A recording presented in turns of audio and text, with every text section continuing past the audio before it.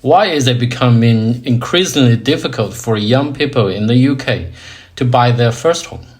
Is it because they are lazier than the previous generation? Or is it because the barrier to getting on the property ladder has simply become much higher? There are all sorts of reasons. First, house prices are still far too expensive compared with incomes. In 2025, the median house price in England was around £300,000, while the median annual salary for a full-time employee was about £30,000. That means an average home costs around 10 times the average annual salary.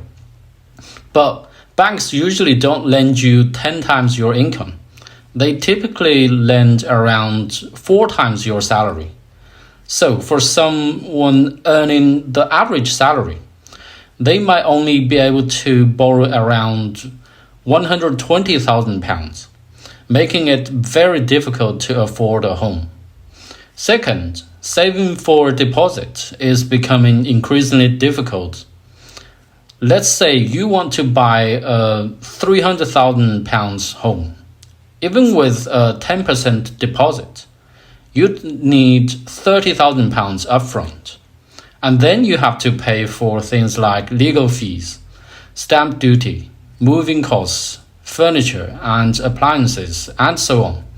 For young people who don't earn a huge salary and still have to pay rent, council tax, and student loan, saving that kind of money can be extremely difficult. Third, mortgage rates are much higher than they used to be. Just a few years ago, mortgage rates were around 2%. Now they are generally closer to 5%. And even if you finally manage to save enough for a deposit, the bank will still look at your income and how much you can afford to pay each month. So it's not surprise that the average age of first-time buyer in the UK is about 35, compared with around 29 in 2000. In 2025, more than half of the first-time buyers received some form of financial help from their family. So for many young people in the UK, getting on the property ladder means getting a little help from the bank of mom and dad.